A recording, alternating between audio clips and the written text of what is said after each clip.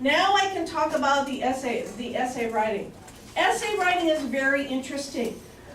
With the critical reading, it's pretty straightforward. You have sentence completion, which contains not only the question about vocabulary, but also the question about sentence patterns.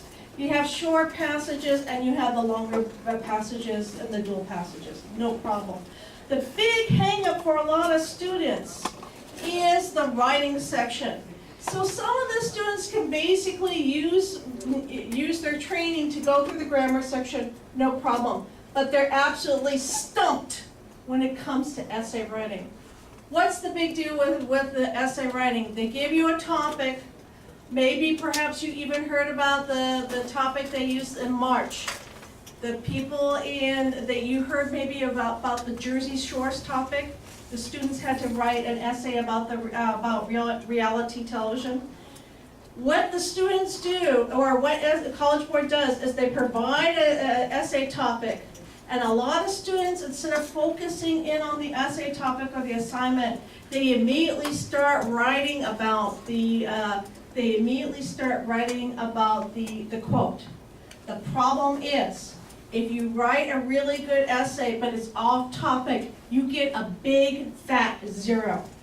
Wow, that's like a 1/9 of your grade, okay? It's a 1/3 of your writing grade. You don't want that to happen. So what we basically do is practice a certain pattern. We're talking about writing in the introduction. I don't want a fancy introduction.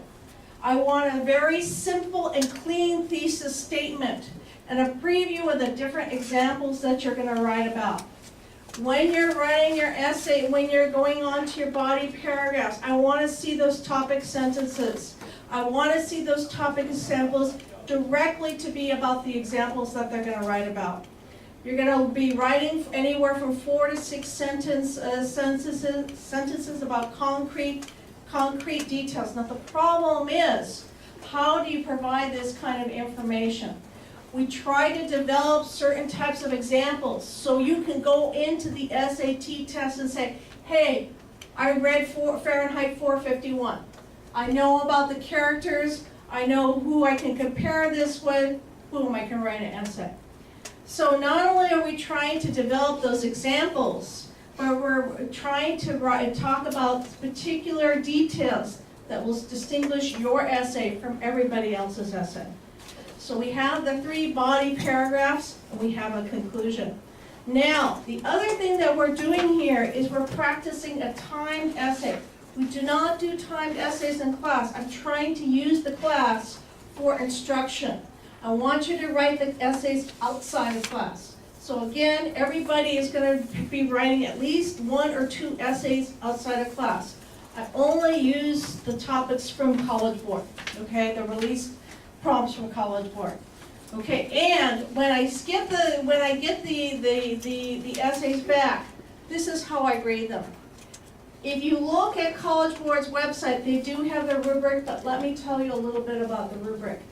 College Board grades the students on 5 key elements. The first element is point of view. So they want to be able to find that thesis statement, and boom, that's the thing that we always talk about. Where is your thesis statement?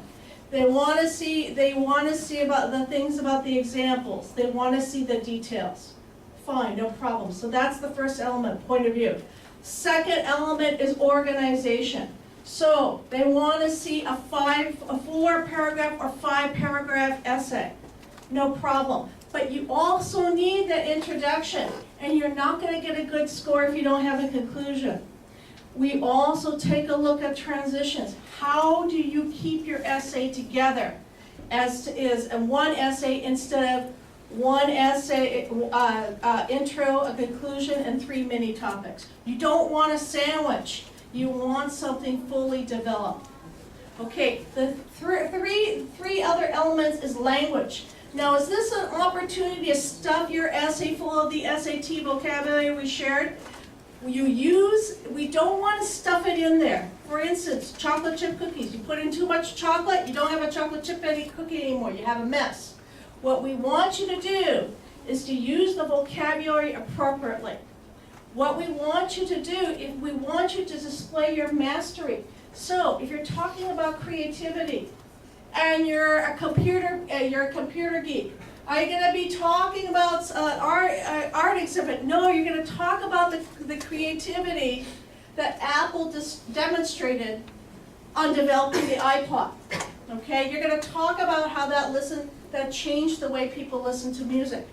Okay, you're going to talk about how Apple's creativity affected other companies.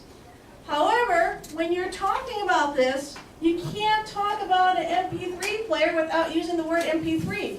So using technical vocabulary, again, is you just demonstrating your mastery. Two more things that they talk about.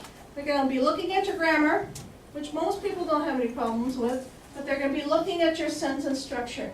And what do I mean by sentence structure? Are you mixing up your sentence patterns? Are you including the list? Are you including the other things that you're seeing in other essays?